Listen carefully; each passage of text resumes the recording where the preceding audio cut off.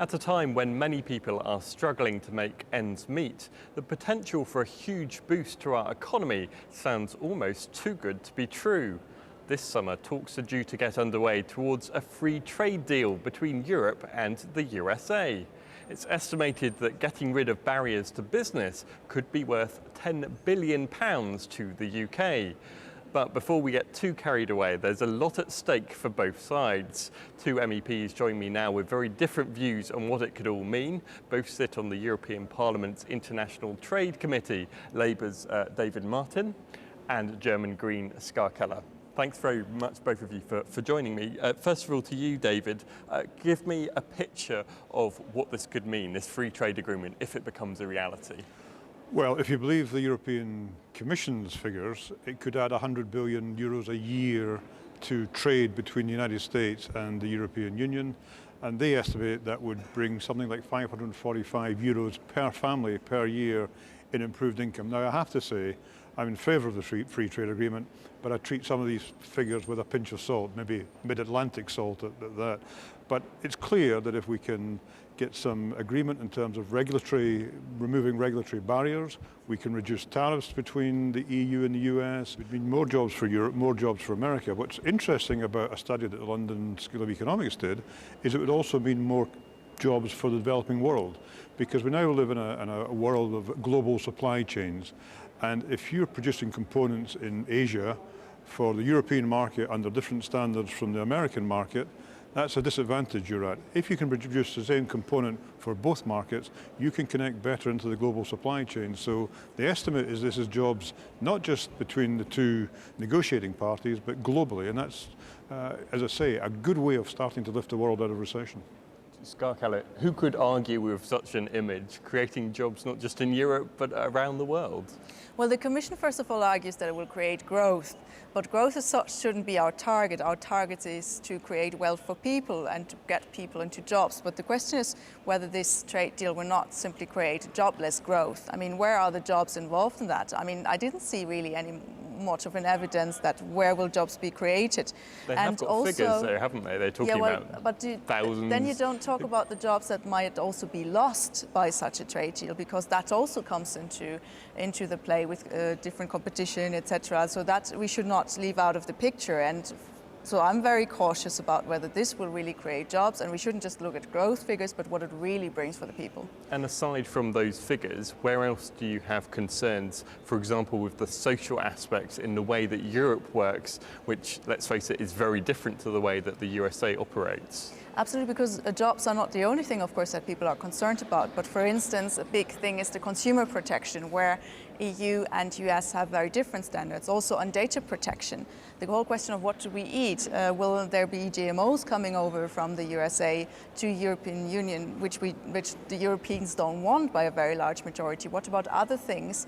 Data protection I mentioned. What does it mean for my private life? What does it mean for products that I consume, that I buy, etc.? Will they be on the same standard as they are now, or will our standards that are very dear to people as well, will they be challenged and weakened by this trade deal? That's some alarming questions from Ska Keller. Well, how would you respond to some of those? Firstly, I would say they are fair questions. These are going to be tough negotiations, and there does have to be some red lines that the European Union sticks to. And as it happens, I agree on GMOs, for example. I don't think we should give in to American pressure to allow GMOs to come in. But we've got some other animal health restrictions that I don't feel are necessary, and it comes from two different blocks having the same, in the end, objectives, but having different regulatory systems. And if we can work out a way of trying to reach the same goal, not compromising on our standards, but reaching the same goal without putting barriers in the way of industry and in the way of creating jobs, then that again is something we should strive for. As you suggested, there's a lot still to work out, not least what will be part of this deal. I understand from the vote we've already had in the European Parliament that the Parliament would like to see some things excluded. We can hear some music in the background now. I understand some cultural aspects, for example, won't be part of the deal. Just explain that part of it. Well, the French in particular, but it's not just the French, have what they call a cultural exception already within the European treaties, which means they don't have to treat cultural goods as pure market goods. And they wanted the same agreement in the US agreement. Ska Keller, you mentioned a number of concerns that you have. Looking at that from a different perspective, couldn't it be an opportunity to share some of the values that we have in Europe that you'd like to see elsewhere spread to America, that they could perhaps take on some of our high liberties, our high value of privacy and so forth? Absolutely. I mean, for instance, I would be happy if the US then decides to let go of GMOs, but that will be difficult because once you have GMOs in place, it's impossible to get rid of them anymore. But sure, I mean, that as such, you might think, why not? But the thing is that in the past negotiations we have seen, for instance, on data protection, the US don't want to have the same standards of protection. Sometimes they have very different understandings, for instance, of consumer protection, like because the US usually say if it's not proven to be bad for you, then we allow it. Whereas we say if it's not proven to be okay for you, then we don't allow it. So there is some fundamental differences there, and well, I would be more cautious about this optimism. David Martin, could some of our European standards be undermined, as Ska Keller's kind of indicating there? I'm sorry it's a cliche, but the devil is in the detail.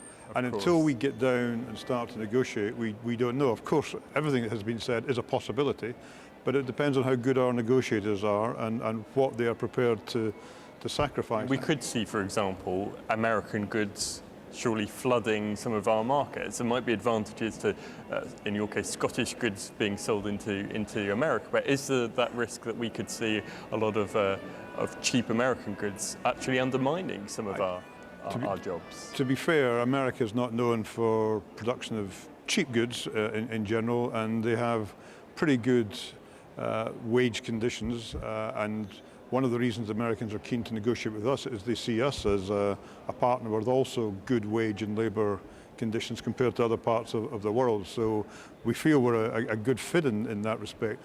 But what is undoubtedly true of any trade negotiation, and here I probably do take a different view from Ska, is that some companies and workers will lose from an agreement and some will gain. But my main concern is that overall we gain rather than lose, but there's no doubt in any trade agreement there are winners and losers. Winners and losers, just briefly your reaction to that. Well, I think we have to take indeed an informed decision. Where are the winners, where are the losers, and how do we decide then? Like, is it good for us overall or not? And then there comes another problem into play, namely the question of transparency, because at the moment we don't know who's going to lose, who's going to win. We've got some figures that are indeed, well, I would doubt them. We don't know the mandate, so and it's not public. You've obviously got a lot of questions at the moment. Yes, and I want to have more transparency on the whole negotiation. That's, I think, a big issue. And the point is that this will go ahead. The Greens, I understand, voted against kind of pursuing down this course, but it is going to go ahead. So where are you going to focus your energy, your arguments now? We will focus on a couple of things. First of all, the transparency issue that I already mentioned, to ask and pressure the Commission and also the Member States to make the negotiation as public as possible. It has worked before, I don't see why it shouldn't work. And we have seen, for instance, with another trade agreement, ACTA, that if you don't have transparency, then it will backfire. That's a very important thing. Secondly, the standards, the consumer protection, the GMOs, etc., the data protection. Investment protection will be another big thing, and then that we also make sure that indeed the whole world can benefit from such an agreement, and that we're not creating rules that developing countries simply have to follow without having a say in them. Well, important to mention that at the end of the day the European Parliament will be able to say yes or no to this agreement. And I will say yes if I'm convinced that we obtain jobs and we obtain growth out of this agreement, but we've protected some of our sensitive items, and they've been mentioned, GMOs. We have an advantage, American companies over European companies in terms of investment relationship. And I'll also be looking for information throughout the whole of the process. And under the Lisbon Treaty, the European Parliament, the Commissioner Judy Brown, to keep the European Parliament informed of progress in the negotiations. And where I and my group think that the Commission are going off beaten, off track, we will call them to account and we'll ask them to change track. And if they don't, at the end of the day, if we don't think the agreement works for our citizens, we'll vote against it. Well, you're both going to clearly be watching with an eagle eye. The European Commission hopes to get a deal by the end of 2014, which is a rather maybe optimistic time frame. But for now, thank you very much, both of you, for joining me. Thank you.